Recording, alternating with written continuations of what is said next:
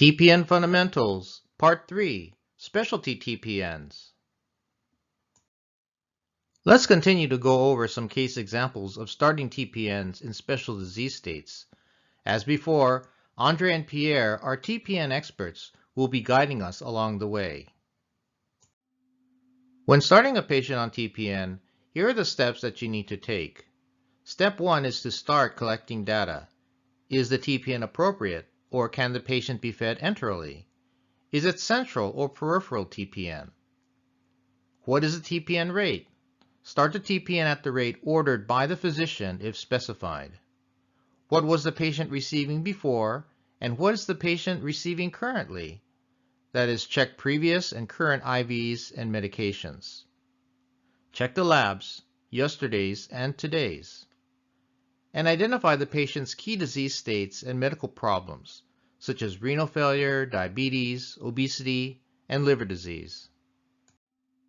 Step 2 is to calculate the patient's ideal body weight, BMI, and also their energy and protein needs.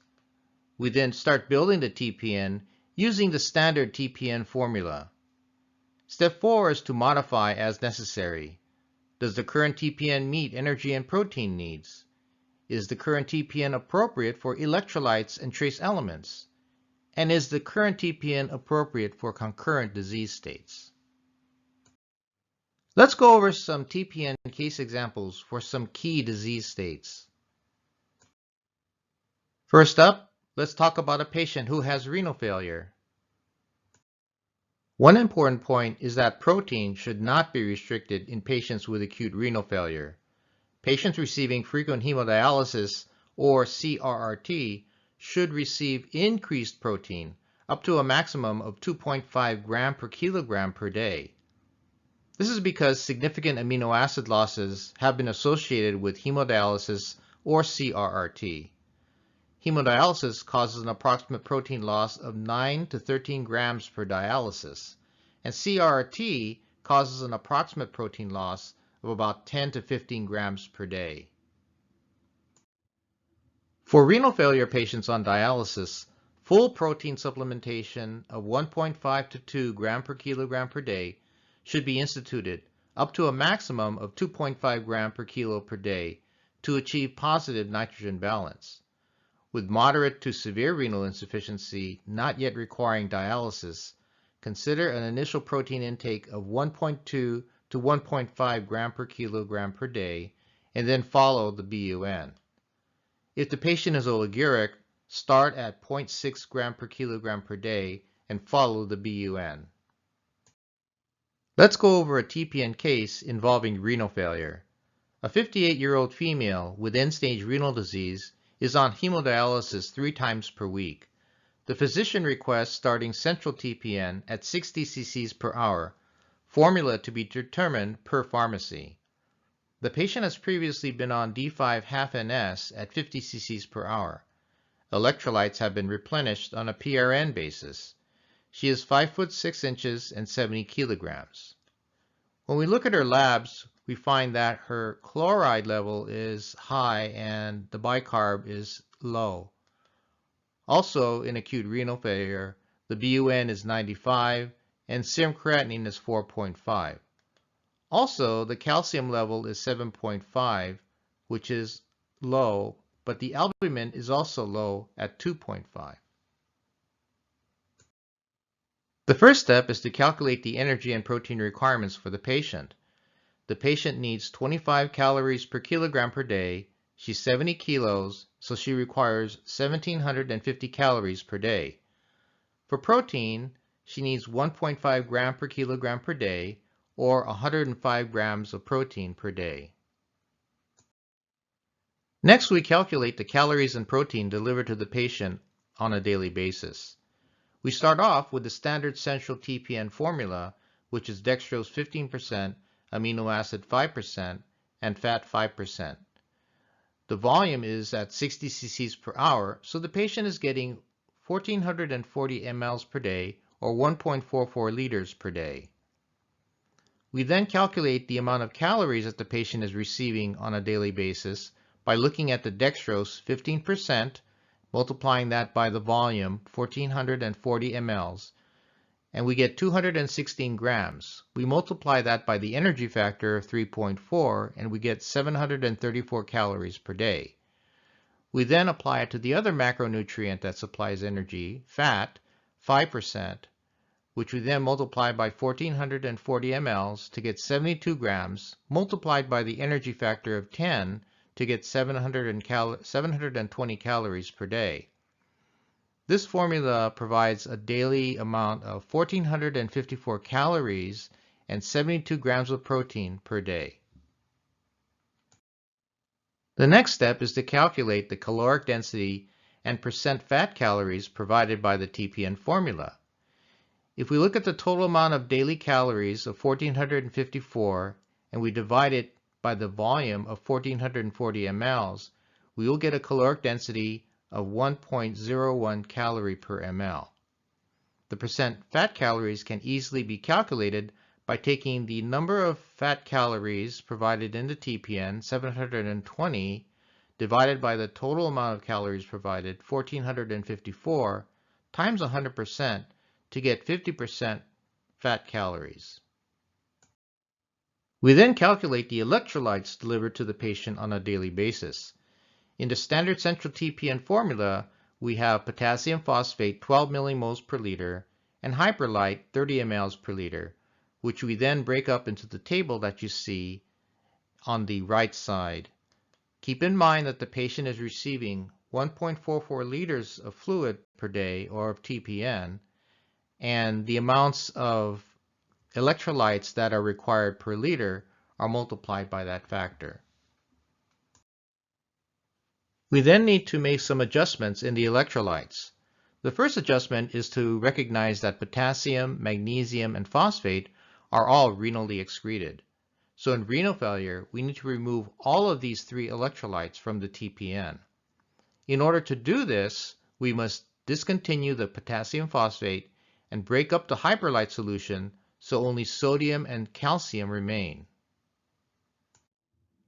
You can now see in the table that we discontinued the potassium phosphate, and we also removed the potassium and magnesium from hyperlite, leaving only sodium and calcium available. The next electrolyte adjustment that we need to make involves sodium. We need to give sodium 37.5 MEQs per liter. Sodium can be given as either chloride or acetate anion. Adjust them as needed to maintain acid-base balance. Since the chloride is high in this patient, we're going to give sodium mostly as acetate. So we'll break up the sodium as sodium chloride, 7.5 MEQs per liter, and sodium acetate as 30 MEQs per liter. It's best not to provide all the anions as one single type. Acetate is converted by the liver to bicarbonate for alkalinity. You can now see the changes in sodium that we just made. So what about calcium? The calcium level of 7.5 is low, but it needs to be corrected for a low albumin level of 2.5. Here's the equation that we use to calculate corrected calcium, which is equal to 4.0 minus the albumin times 0.8 plus the measured calcium. We need to increase the calcium level by a value of 0.8 for each factor of 1 decrease of the albumin level. So in this case, the corrected calcium is equal to 4.0 minus 2.5, which is the albumin level, times 0.8 plus the actual calcium level measured was 7.5, and that equals 8.7, which is a normal calcium value. Calcium in TPNs is always given as the gluconate salt, not the chloride. So now we see the TPN will provide sodium chloride 7.5 MEQs per liter, sodium acetate 30 MEQs per liter, and calcium gluconate 7.5 MEQs per liter. What about trace elements? Do they need to be adjusted in renal failure? Yes, renally excreted trace elements need to be removed from the TPN. We're going to keep the zinc, copper, and manganese, but we need to DC the chromium and selenium. We can see the new TPN formula with the updated micronutrients in the box to the left. The patient needs 1,750 calories per day and 105 grams of protein per day. However, the current TPN formula provides only 1,454 calories and 72 grams of protein. We need to make some modifications. Since protein is important to be provided to a renal failure patient, we are going to increase the amino acid concentration from 5% to 6%. This will give an additional amount of protein to the patient. However, the goal eventually is to increase the rate by 25% to 75 cc's per hour to provide the patient needs of 1,800 calories per day and 107 grams of protein per day to meet the patient's requirements. Here's the assessment and plan for this patient. She's a 58-year-old with end-stage renal disease on hemodialysis. Central TPN is ordered at 60 cc's per hour. The potassium and phosphate and magnesium is removed from the TPN, and trace elements were adjusted. Amino acid concentration is increased. The patient needs 1,750 calories per day and 105 grams of protein per day. The central TPN at 60 cc's per hour provides only 1,454 calories and 86 grams of protein per day, which do not meet needs. The eventual goal is to increase the rate by 25% to 75 cc's per hour to provide the requirements.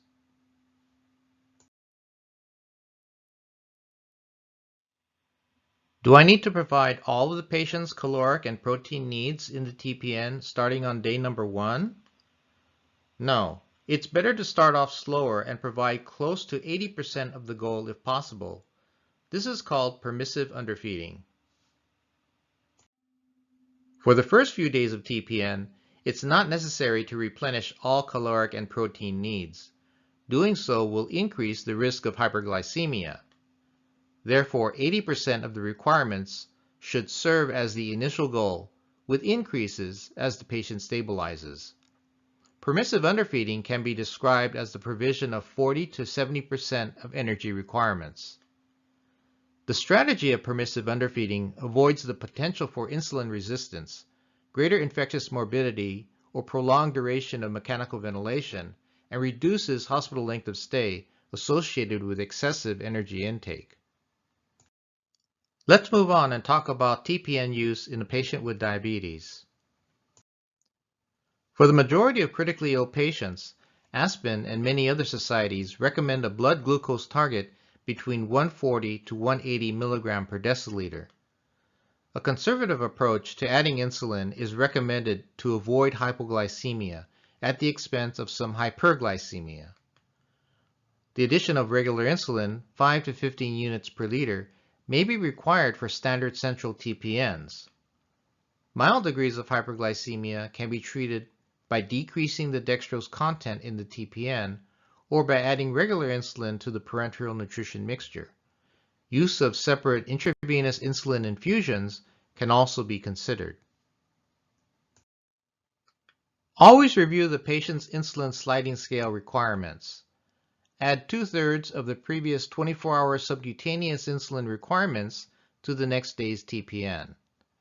Review of diet, previous daily insulin requirements, and medications, oral hypoglycemic agents or steroids, should be performed.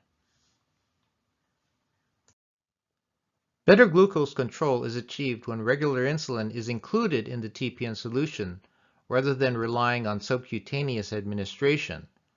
Subcutaneous absorption of insulin may be compromised in patients with heart failure, sepsis, shock, edema associated with renal failure, or fluid overload. Let's review a case of a patient with diabetes. A 72-year-old male with a history of type 2 diabetes now requires central TPN at 80 cc's per hour. Formula to be determined per pharmacy. The patient has previously been on D5-HAF-NS at 75 cc's per hour. Metformin is on hold. Insulin sliding scale shows 15 units of insulin used in the past 24 hours. He's 5 foot 9 inches, 65 kilograms, with a BMI of 21. Here are the patient's labs. Everything looks within normal limits. The corrected calcium is 9.2. As far as insulin sliding scale requirements, the patient required 15 units within the past 24 hours. First, we calculate the energy and protein requirements for the patient. Calorie-wise, 25 calories per kilogram per day would equate to 1,625 calories per day. Protein, 1.5 gram per kilogram per day, would be equivalent to 98 grams of protein per day. Calculate the calories and protein delivered to the patient on a daily basis. Once again, we're going to be using a standard central TPN of dextrose 15%, amino acid 5%, and fat 5% as the starting point. The volume the patient is going to be receiving is 80 cc's per hour, or 1,920 mLs per day, which is equal to 1.92 liters per day.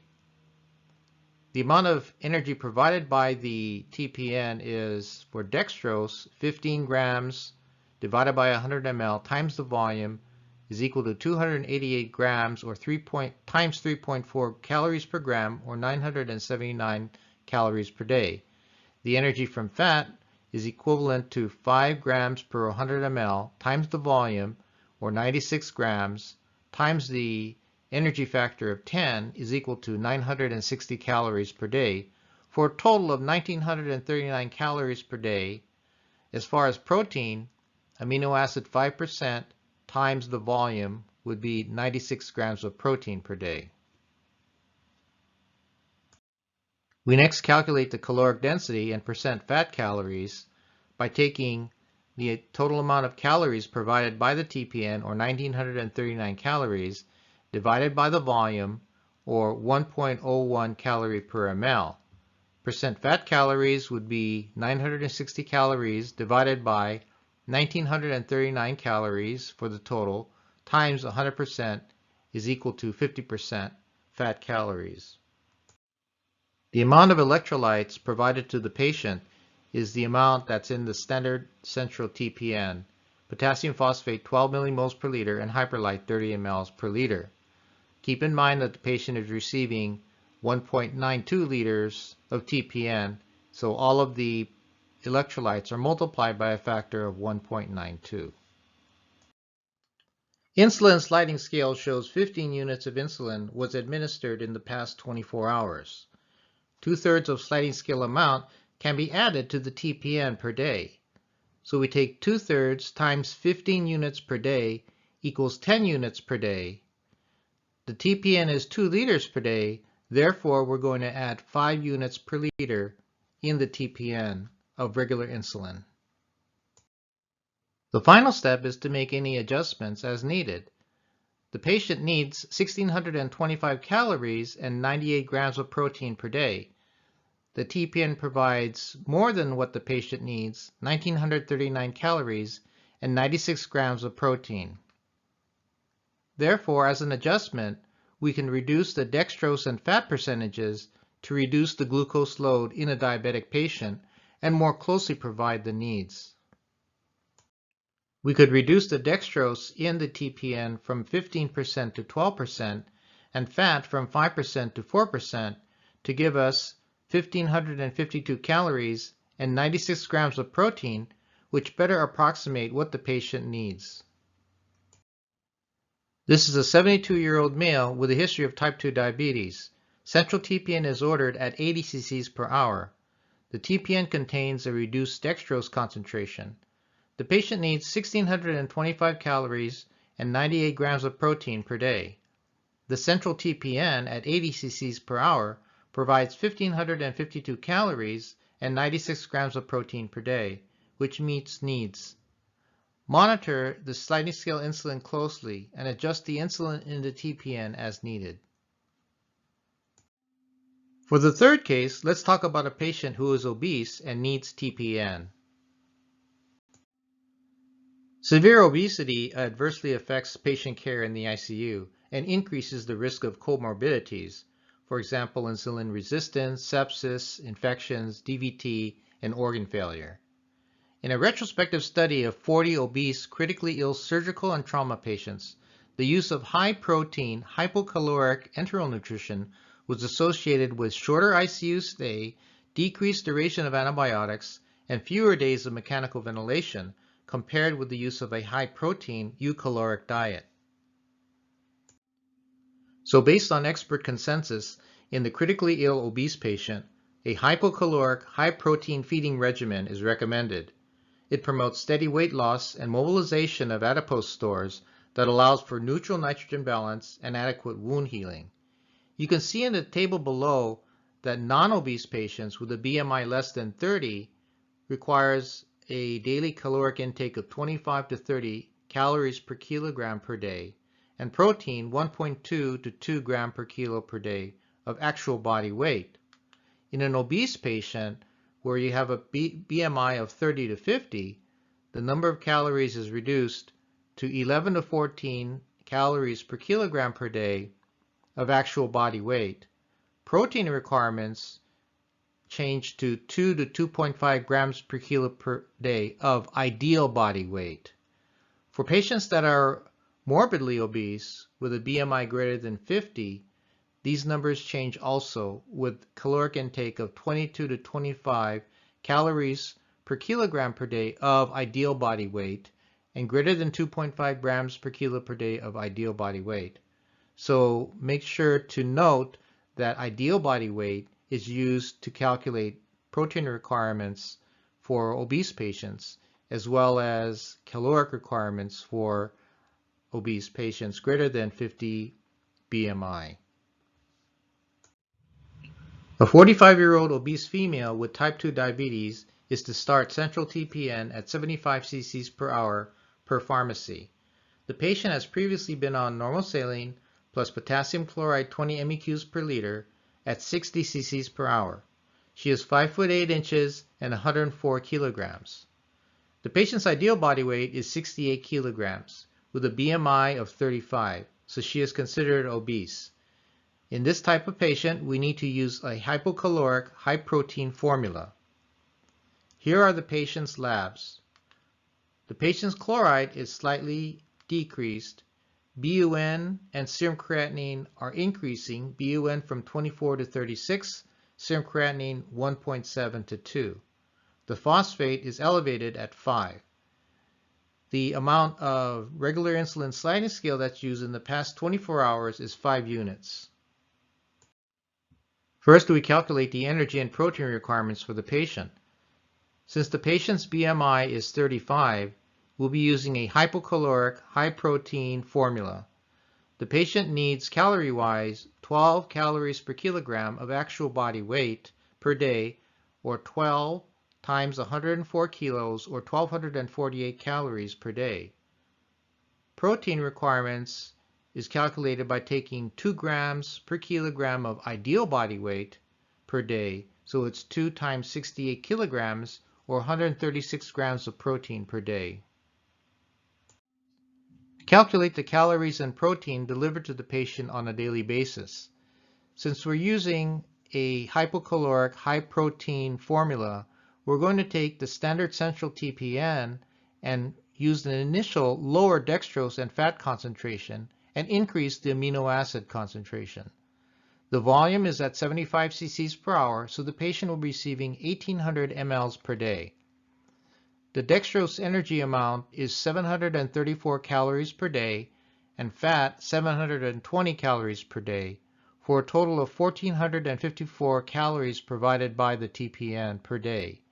Amino acid at 6% times 1,800 mLs would be 108 grams of protein per day.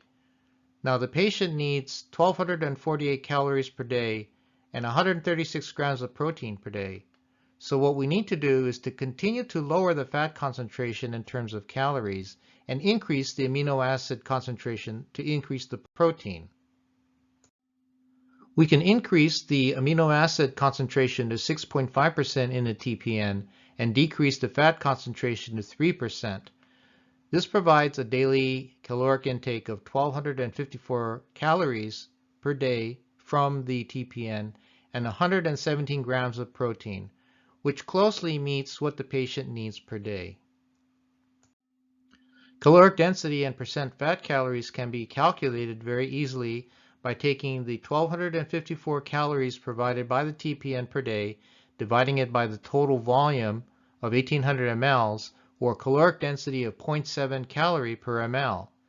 Percent fat calories is 520 calories per day provided by the fat, divided by a total of 1,254 calories per day, times 100%, or 41%. Based on the standard central TPN, these are the amounts of electrolytes provided per day by the TPN. Since the insulin sliding scale shows minimal use, we will not add any insulin in the TPN for now. The phosphate level is high, so we're going to be removing potassium phosphate from the TPN.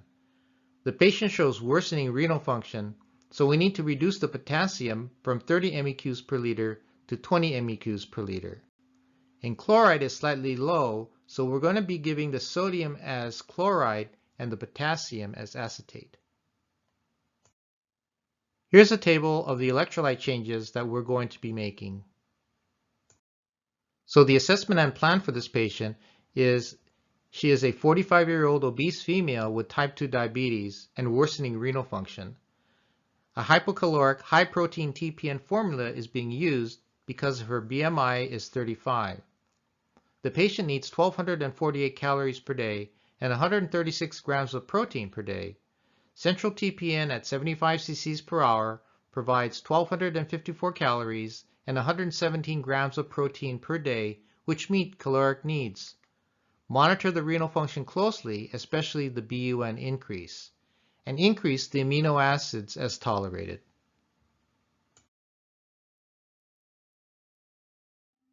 In summary, we previously identified considerations to make when starting a patient on TPN per pharmacy, presented case examples of ordering TPN in patients with renal failure, diabetes, and obesity, and we discussed the concept of permissive underfeeding. Next up, we'll review the daily monitoring considerations for a patient receiving TPN, including recognizing the refeeding syndrome. And we'll also discuss controversies such as trophic enteral feedings and TPN use in pancreatitis and in liver disease. Thanks for tuning in to watch this installment of the PharmEasy Tutor. I hope you learned something that you could use at school or in practice. If you'd like to continue to see more of these types of tutorials on YouTube, please make sure to click on the subscribe button below to change it from red to gray. Also, if you like this video, I would appreciate it if you can click on the thumbs up icon below to change the color to blue. If you have any comments or questions, please feel free to add them in the comments section below, or share this site with someone else. Stay tuned to the PharmEasy Tutor channel for more lectures in the upcoming weeks. So until next time, remember to take it easy.